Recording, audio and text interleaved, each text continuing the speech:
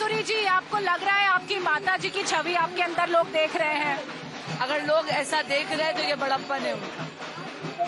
आपको एक बूढ़ी आंटी हक करती हैं, छोटे बच्चे आपको देखते हैं, कैसा लगता है? इतना प्यार, इतना स्नेह। मैं आपको कह रही हूँ ना, आजीवन ऋणी हूँ दिल्ली की जनता।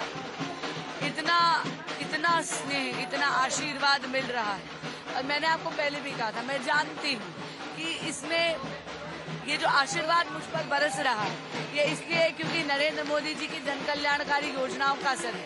उनके विकसित भारत के विजन में जो जनता का अगाध विश्वास है, ये आशीर्वाद बनकर मुझ पर बरस रहा है। So she says that whatever you see on the roads, the response you get is also because of what Prime Minister Narendra Modi has done in his 2 tenures as the Prime Minister, and she's very confident and appeals to the people when she connects them that we must bring on Prime Minister Narendra Modi in his 3.0 avatar as PM of the country, so that whatever has been done in past 10 years doesn't stop. The speed of Vikas should go on. It should remain swift for a better India. We'll keep bringing you more colors from this election yatra today from New Delhi, where Bansuri Swaraj is contesting for the first time in the Lok Sabha election, is quite confident of her victory. आपको कैसा लग रहा है? बांसुरी जी मैदान में है, कैसा लग रहा है? बहुत अच्छा लगा, बहुत बढ़िया लगा जी। She is the winner. She is the winner. That is the response that people are giving her here in this election यात्रा. आपको क्या लग रहा है भैया? बांसुरी जी के लिए आए हो आप? हाँ जी, बांसुरी जी दीदी के लिए आए हैं और वो जीतेंगी, वही जीतेंगी बिल्कुल। और ये ऐतिहासिक जीत होगी उनकी, 5 लाख वोटों से जीतेंगी दीदी। 5 लाख? बिल्कुल 5 लाख वोटों से जीतेंगी। पूरे जनता का समर्थन है उनके साथ। मैम आप आइएगा। मैम आप साथ हैं बांसुरी जी के, आप साथ हैं। आपको कैसा लग रहा है? कितना अच्छा रिस्पॉन्स? ये मानो उत्सव है और ये लोकतांत्रिक पर्व पर मैं आपके चैनल के माध्यम से सभी को ये कहना चाहती हूँ कि गर्व के साथ वोट डालें और उस पार्टी को वोट अवश्य दें जो देश की सुरक्षा संकल्पित करती है, जो महिलाओं के बारे में सोचती है। मोदी जी ने सबसे पहले महिलाओं के बारे में सोचा, महिला सुरक्षा के बारे में सोचा, महिला की उन्नति के बारे में सोचा। तो अब की बात 400 पार। आपको क्या लग रहा है? आप बंगाली कम्युनिटी से? 2013 के बाद से आम आदमी गवर्नमेंट का जो स्ट्रेटेजी है कि फ्री में देके करेंगे, that is causing a dangerous harm to the people of India. ये फ्री वीज वाला जो चीज है लोगों की आदत खराब करता है, लोग काम करना बंद कर देंगे। राहुल गांधी बोल रहा है 8,500 रुपए महीना आएगा, हमारे घर के मेड ने आना बंद कर दिया कि अब तो मुझे पैसे मिलने वाले, अब क्या काम करना है। दैट इज वही सरकार है केजरीवाल की, उसके लिए एक वकील होना जरूरी है, जो कि हमारी बांसुरी दीदी है। सो दिल्ली की सरकार से लोग काफी परेशान नजर आ रहे हैं यहाँ पे, और they are saying that this freebie culture should go. Bansuri, I'll take a quick question from you. Delhi की जो सरकार है उससे लोग काफी परेशान यहाँ पे नजर आ रहे हैं। Do you think एक्चुअली लोगों ने काम नहीं किया है जो आम आदमी पार्टी के? जी बिल्कुल भी काम नहीं आए। यहाँ पर 10 साल तक विधायक, आप देखें नई दिल्ली संसदीय क्षेत्र में 10, can we take this in the car again, all the serious questions and take in the car. So Bansuri says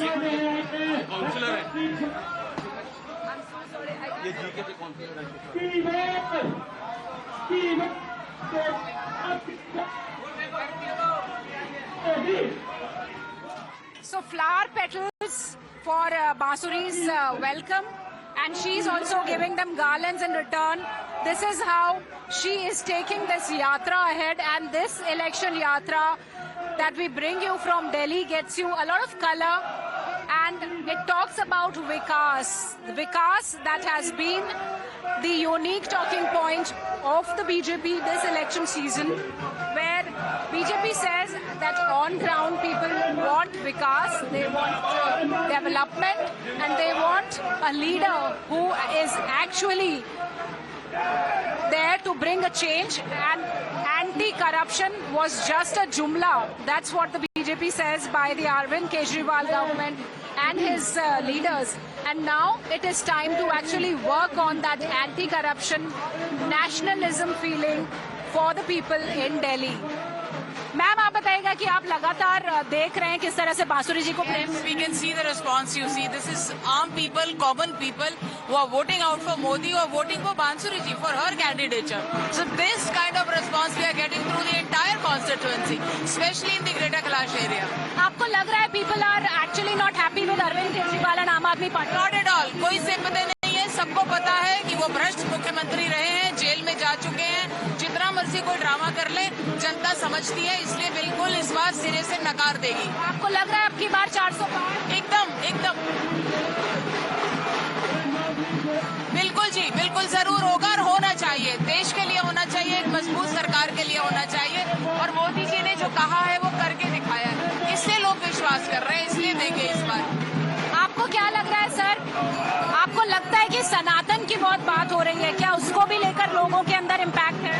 बिल्कुल सनातन की बात हो रही है और हिंदुस्तान में सनातन की बात होनी भी चाहिए. कोई जुल्म थोड़ी ना है. 500 साल हमने राम मंदिर के लिए इंतजार किया, कितनी शहादतें दी गई, कितने परिवार कुर्बान हो गए. तो हिंदुस्तान में अगर सनातन की बात नहीं होगी तो कहाँ होगी? और अगर आज नरेंद्र मोदी सरकार ने लोगों को जागृत किया है सनातन के लिए तो ये बहुत खुशी की बात है. और मैं प्रधान सेवक को शत नमस्कार करता हूँ कि उन्होंने हिंदुस्तान के अंदर हिंदुओं के अंदर ये जागृति पैदा की. Awareness amongst Hindu was important. That's what the people think here in New Delhi. And Sanatan has definitely made an impact, but it is not divisive. That's what the BJP has been claiming.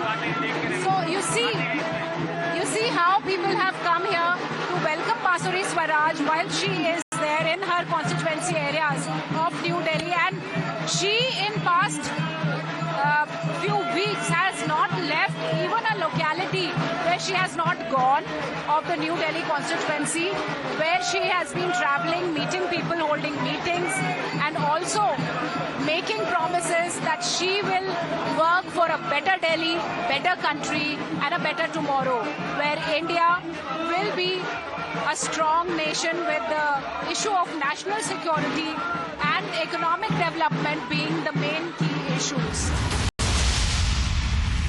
The special edition of the Election Yatra shows how her day begins early in the morning and continues till late in the night. She starts her campaign early in the morning where the plan is already ready for the day. Bansuri has a unique style of communicating with people, touching her hearts.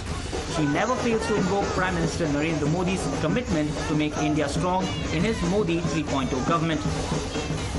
She also makes it a point to tell the people that she is the daughter of Sushma Swaraj. She is the essence of a value system, and like her mother never failed to keep the promises, she also will never disappoint the people on the ground.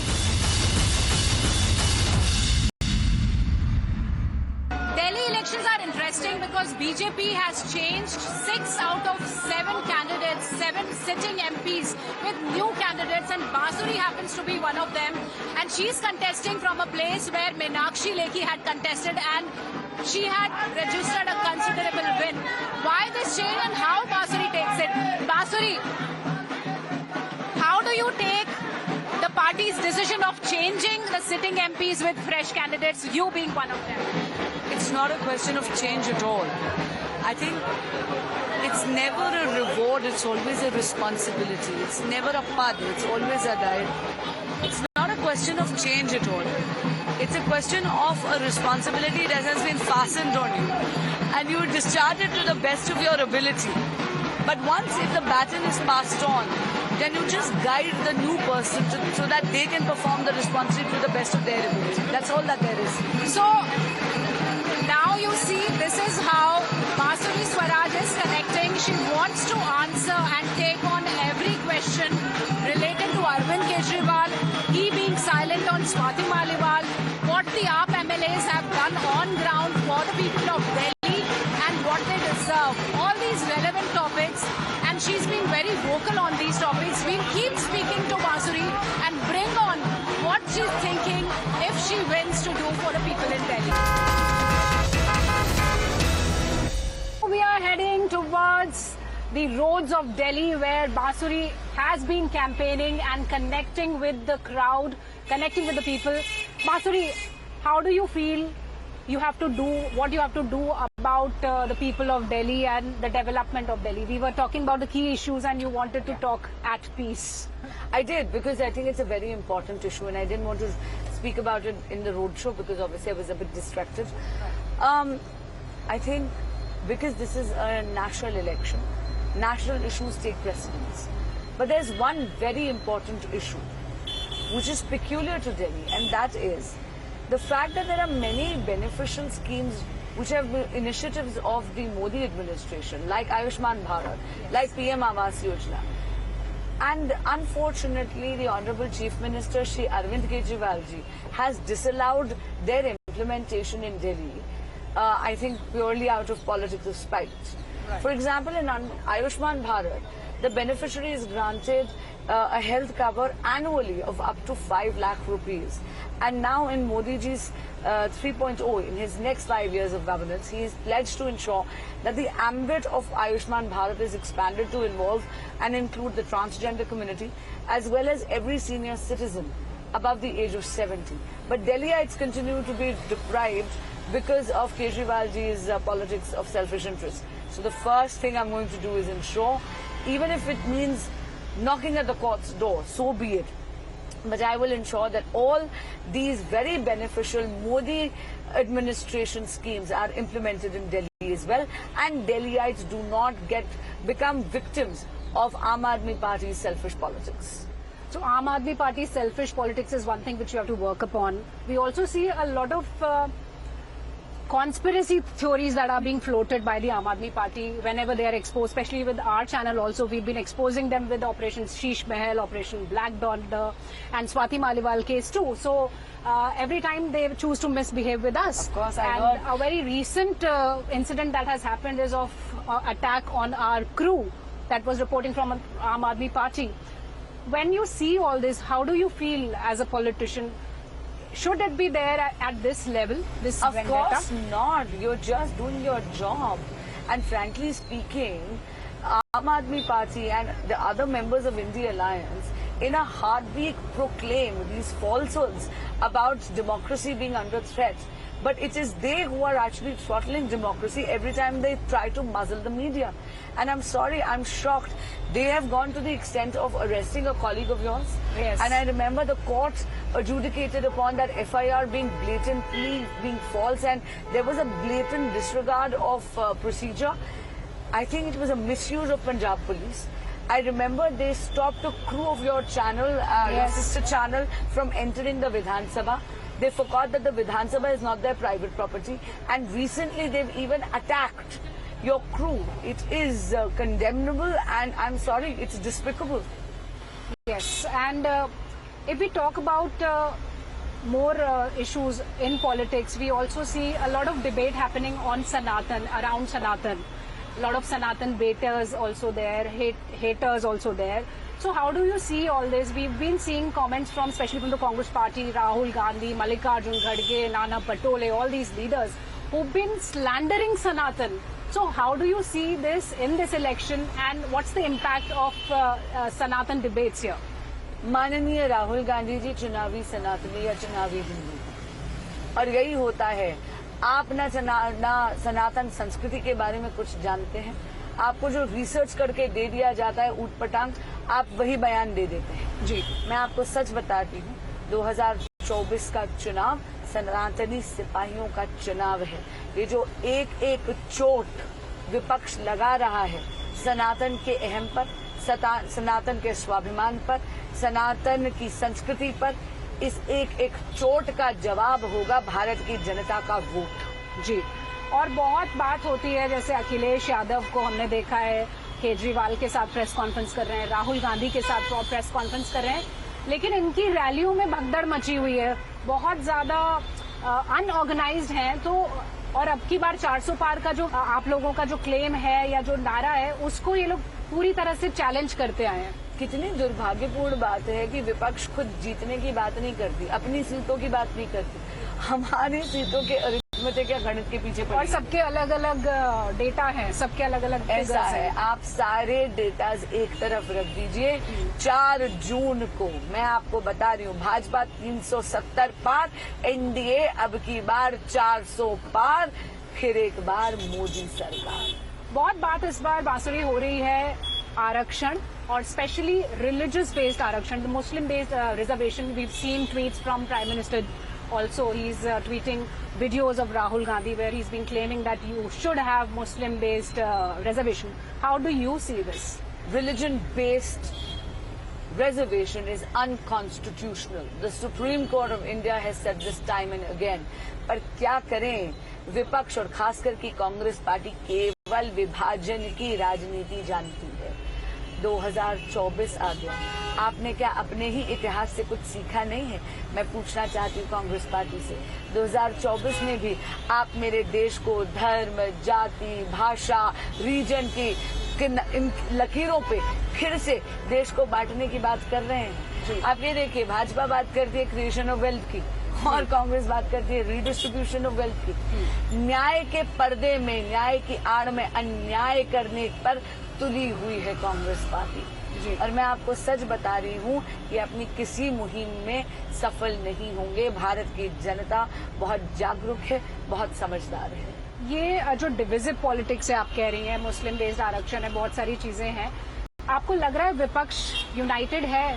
क्योंकि हम देख रहे हैं prime minister कह रहे हैं कि हर साल एक कैंडिडेट होगा जो कि प्राइम मिनिस्टर बनने वाला है। Opposition is in utter disorder. और रही बात आरक्षण की, तो मैं आपको एक बात याद कराना चाहूंगी, 10 साल से पूर्ण बहुमत की सरकार भाजपा की है। संविधान भी सुरक्षित है, आरक्षण भी सुरक्षित है।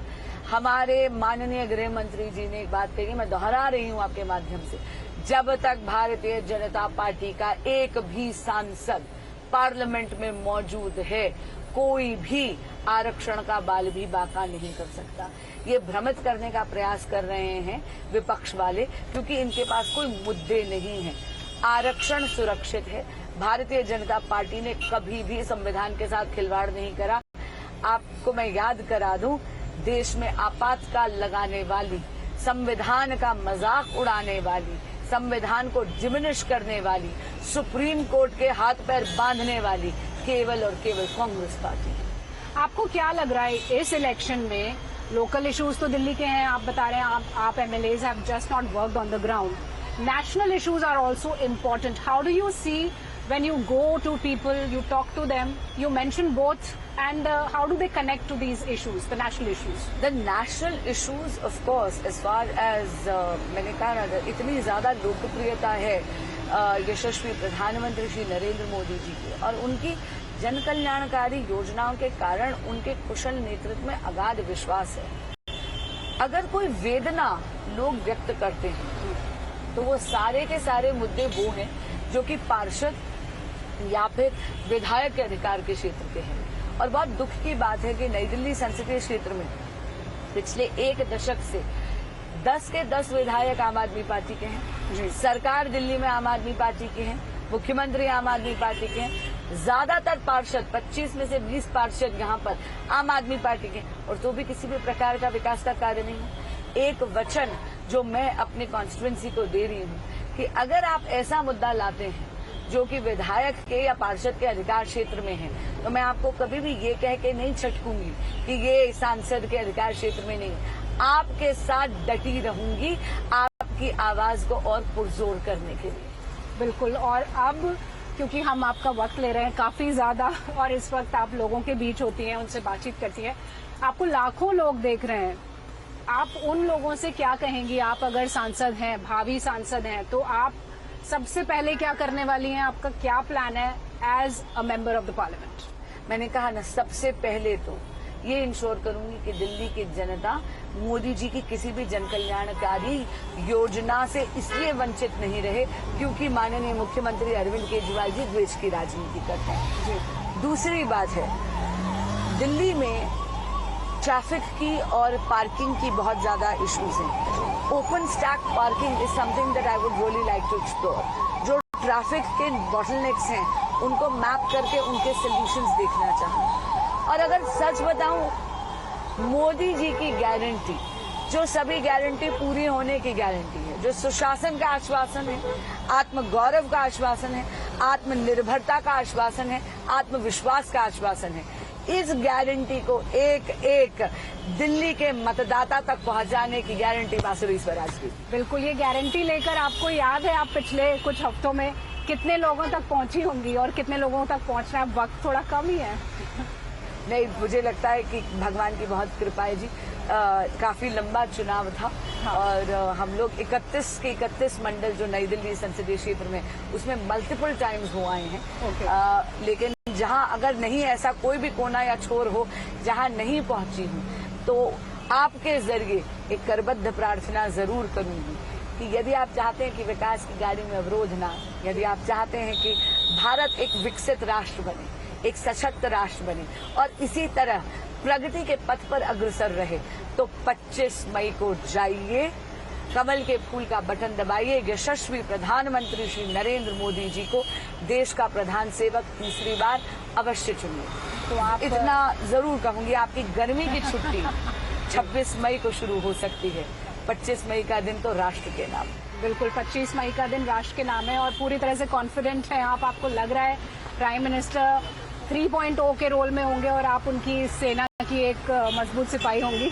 जी, मैं उनकी सेना की एक कार्यकर्ता होंगी और ये पद, कार्यकर्ता होने का पद, ये पदवी मुझसे मेरी आखिरी श्वास तक रहेगी मेरे साथ। बिल्कुल, और हम आपके साथ हैं और आपकी हर एक इलेक्शन के जो आपने कैंपेन किए, दिन में शायद 8 से 10 जगह अलग अलग आप जाते हैं, सुबह 6 बजे से तैयार होके और उसके बाद रात तक चलती है।